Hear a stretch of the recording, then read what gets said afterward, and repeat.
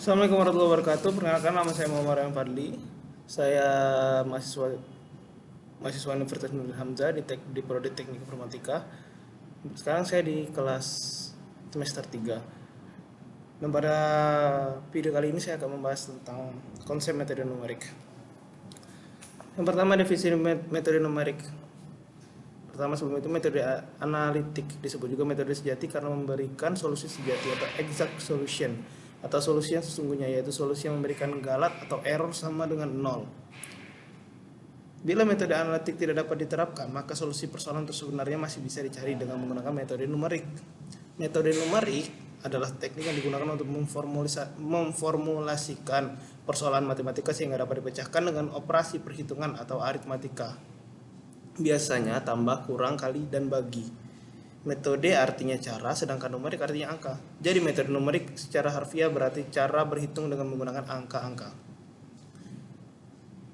Metode numerik dapat diartikan sebagai metode yang menggunakan analisis pendekatan untuk menghasilkan nilai yang diharapkan. Perbedaan antara metode numerik dengan metode analitik yaitu: pertama, solusi dengan menggunakan metode numerik selalu menggunakan angka. Sedangkan dengan metode numerik yang kedua, dengan metode numerik kita hanya memperoleh solusi yang menghampiri atau mendekati solusi sejati, sehingga solusi numerik dinamakan juga solusi hampir, approximation, atau solusi pendekatan. Yang kedua, poin kedua adalah alasan menggunakan metode numerik. Ada beberapa keadaan metode ini yang digunakan untuk menghasilkan penyelesaian yang baik adalah: yang pertama, bila persoalan merupakan persoalan yang sederhana atau ada teorema analisa matematika yang dapat digunakan untuk menyelesaikan persoalan tersebut. Yang kedua, bila persoalan sudah sangat sulit atau tidak mungkin diselesaikan secara matematis atau analitik. Yang ketiga, bila persoalan sudah merupakan persoalan yang merupakan kompleksitas tinggi sehingga metode numerik pun tidak dapat menyajikan penyelesaian baik, maka dapat digunakan metode simulasis. Lalu, yang keempat adalah metode numerik hanya untuk persoalan matematika yang rumit saja. Tentu saja tidak. Anda jangan berpikir bahwa metode numerik hanya dapat menyelesaikan persoalan rumit saja. Metode numerik berlaku umum, yakni ia dapat menerapkan untuk menyelesaikan persoalan matematika sederhana yang juga dapat diselesaikan dengan metode analitik, maupun persoalan matematika yang tergolong rumit yang metode analitik pun belum tentu menyelesaikannya. Lalu poin selanjutnya adalah prinsip-prinsip metode numerik. Persoalan-persoalan yang bisa diangkat dalam metode numerik adalah persoalan-persoalan matematis yang penyelesaiannya sulit didapatkan dengan menggunakan metode analitik. Antara lain, yang pertama, penyelesaian persamaan nol linear. Yang kedua, penyelesaian persamaan linear simultan atau multivariabel. Yang ketiga, penyelesaian diferensial atau turunan.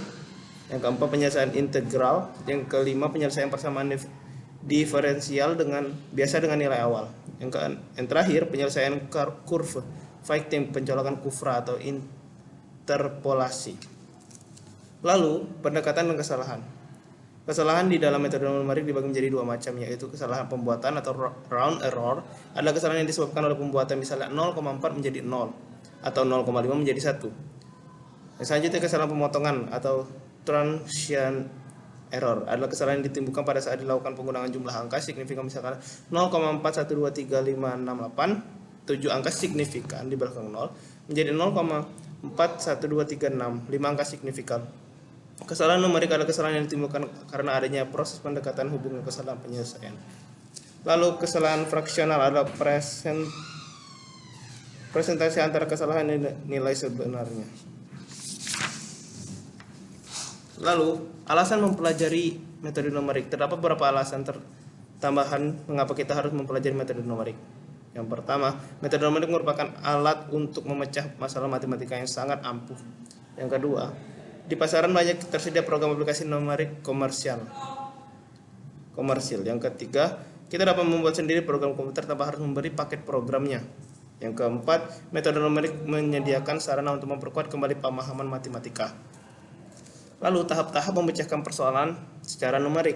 Ada 6 tahap yang dilakukan pemecahan persoalan dunia nyata dengan metode numerik, yaitu pertama, pemodelan. Ini adalah tahap pertama persoalan dunia nyata memodelkan ke dalam persamaan matematika. Yang kedua, penyederhanaan model. Model matematika yang dihasilkan dari tahap 1 mungkin saja terlalu kompleks, yaitu memaksudkan banyak perubahan atau variabel atau parameter semakin kompleks model matematikanya, semakin rumit penyelesaiannya. Mungkin beberapa andaian dibuat sehingga beberapa parameter dapat diabaikan. Yang ketiga, formulasi numerik. Setelah model matematika yang sederhana diperoleh, tahap selanjutnya adalah memformulasikan secara numerik. Di antara lain, menentukan metode numerik yang akan dipakai bersama-sama dengan analis Galat awal. Yang kedua, menyusun algoritma dari metode numerik yang dipilih. Dan yang keempat adalah pemrograman. Tahap selanjutnya adalah menerjemah algoritma ke dalam pemrograman komputer dengan menggunakan salah satu bahasa pemrograman yang dikuasai. Yang kelima, operasional. Pada tahap ini pemrograman komputer dijalankan dengan data uji coba sebelum data sesungguhnya. Yang keenam, ada evaluasi. Bila pemrograman sudah selesai dijalankan dengan data yang sesungguhnya, maka hasil yang diperoleh diinterpretasi. Dan poin selanjutnya adalah peran ahli informatika dalam metode numerik. Dari tahap pemecahan yang dikemukakan di atas, tahap A dan B melibatkan para pakar di bidang persoalan bersangkutan.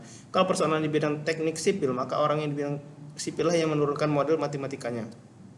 Kalau persoalan menyangkut bidang teknik kimia atau TK, maka ahli teknik kimia lah yang mempunyai kemampuan membentuk model matematikanya. Dinamakan peran orang informatika. Orang informatika baru berperan terhadap C, D, dan E. Tetapi agar kita memahami dan menghayati persoalan, sebaiknya orang informatika juga dilibatkan dalam memodelkan, namun perannya hanya sebagai pendengar. Tahap F memerlukan kerjasama informatikawan dengan pakar bidang bersama-sama dengan pakar informasi mendiskusikan hasil numerik yang diperoleh. Apakah hasil tersebut sudah dapat diterima? Apakah perlu dilakukan perubahan parameter dan sebagainya. Dan yang terakhir adalah perbedaan metode numerik dengan analisis numerik. Untuk persoalan tertentu tidaklah cukup kita hanya menggunakan metode yang diinginkan. Kita juga mengetahui apakah metode tersebut memang memberikan solusi hampir dan seberapa bagus hampiran itu. Hal ini melahirkan kejayaan baru, yaitu analisis numerik. Metode numerik dan analisis numerik adalah dua hal yang berbeda. Metode adalah algoritma menyangkut langkah-langkah penyelesaian persoalan secara numerik, sedangkan analisis numerik adalah tahap matematika. Untuk menganalisis metode. Dalam analisis numerik, hal utama yang ditekankan adalah analis Galat dan kecepatan konvergensi sebuah metode. Dan cukup sampai sini video yang saya jelaskan tentang metode numerik. Mohon kurang dan lebihnya saya mohon maaf. Wassalamualaikum warahmatullahi wabarakatuh.